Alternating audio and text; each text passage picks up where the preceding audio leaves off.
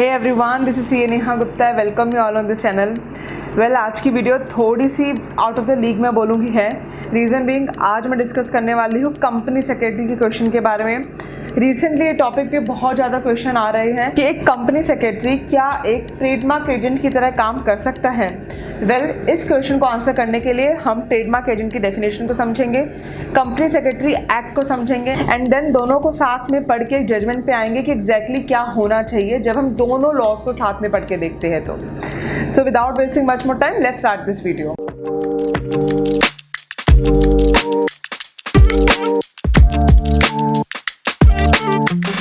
Video में आगे बढ़ने से पहले मेरी छोटी सी रिक्वेस्ट है, प्लीज़ चैनल को सब्सक्राइब कर देना जिससे कि आपको नोटिफिकेशन मिलता रहे और हमें मोटिवेशन मिलता रहे और काम करने का। तो जैसे कि मैंने आपको बताया, आज हम लोग लॉज के थ्रू समझेंगे कि एग्जैक्टली क्या होना चाहिए, कंपनी सेक्रेटरी क्या एक ट्रेडमार्क एजेंट की तरह काम कर सकता है।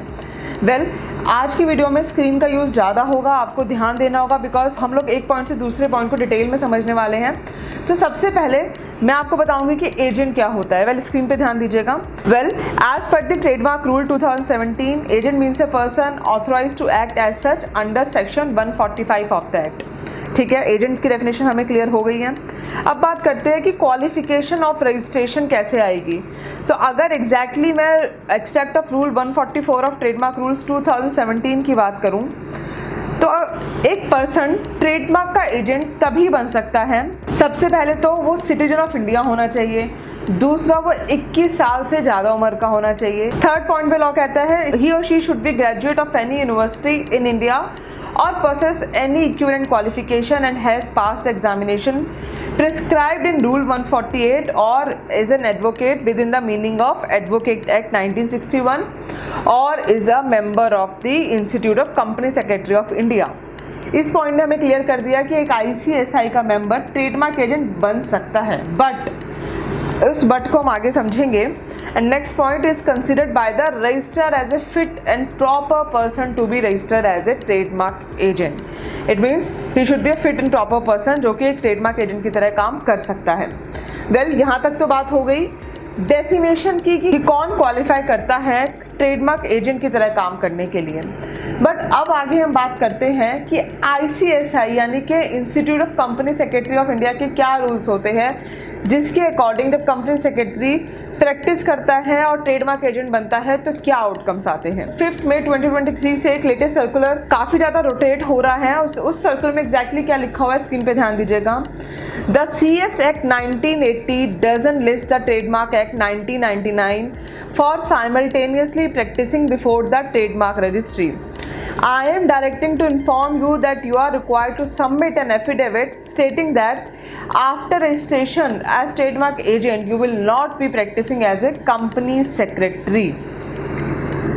Well, अगर आप एक ट्रेडमार्क एजेंट की तरह काम करना चाहते हैं तो आपको एक एफिडेविट देना होगा और जहाँ पे बताना होगा कि आप अब ट्रेडमार्क एजेंट की तरह काम कर रहे हैं, आप एक प्रैक्टिसिंग कंपनी सेक्रेटरी की तरह काम नहीं कर रहे हैं। तो इट मीन्स यहाँ पे कॉन्ट्राडिक्ट हो गया।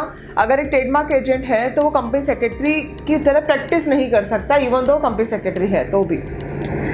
सो अब इसी चीज़ को आगे समझेंगे। अब रूल्स क्या कहते हैं ये हमारे लिए जानना बहुत इंपॉर्टेंट है। As per Section 2, Subsection 2, Clause F of the CS Act 1980, read with the resolution passed by the ICSI Council in its 232nd meeting adjourned on 29 December 2015. However, as per the 290th meeting held on 14th October 2022, ICSI passed a resolution providing for the services which can be rendered by the company secretary in practice। जो point मैं अब बोलने वाली हूँ बहुत important है, इसी से सारा कंक्लूजन निकल जाएगा। तो ध्यान से सुनिएगा, इसको स्क्रीन पे ध्यान दीजिएगा। The council has granted general permission to the company secretaries in practice for the following to act as IPR agent और ISO कंसल्टेंट। सो हमें यहाँ पे कंक्लूजन मिल गया, एक प्रैक्टिसिंग कंपनी सेक्रेटरी एक ट्रेडमार्क एजेंट की तरह काम कर सकता है। वेल, आई नो मेरे पास अब इस वीडियो के थ्रू बहुत सारे ऐसे कमेंट्स आ सकते हैं जहाँ पर ये बोला जा सकता है कि being a chart accountant why I am making video for the company secretaries. Well, मेरा ऐसा मानना है कि अगर मैं किसी चीज़ को अच्छे से एलैबोरेट करके एक्सप्लेन कर सकती हूँ और लोगों की हेल्प कर सकती हूँ तो वो मेरे को ज़रूर करनी चाहिए। सो मुझे लगा कंपनी सेक्रेटरीज कहीं ना कहीं इस क्वेरी को बहुत ज़्यादा सर्च कर रहे हैं, उनको प्रॉब्लम आ रही है इस चीज़ में, तो इसलिए मैंने ये वीडियो बनाई थी। मेरा सिर्फ और सिर्फ एम यही था कि इस प्रॉब्लम को क्लियर किया जाए। मेरा एम ये नहीं है कि ट्रेडमार्क एजेंट कौन बन सकता है कौन नहीं बन सकता है, इसके ऊपर फाइट की जाए। सो इस वीडियो के थ्रू मेरी अंडरस्टैंडिंग यही कहती है कि एक कंपनी सेक्रेटरी ट्रेडमार्क एजेंट की तरह काम कर सकता है और उसमें कोई भी प्रॉब्लम नहीं है।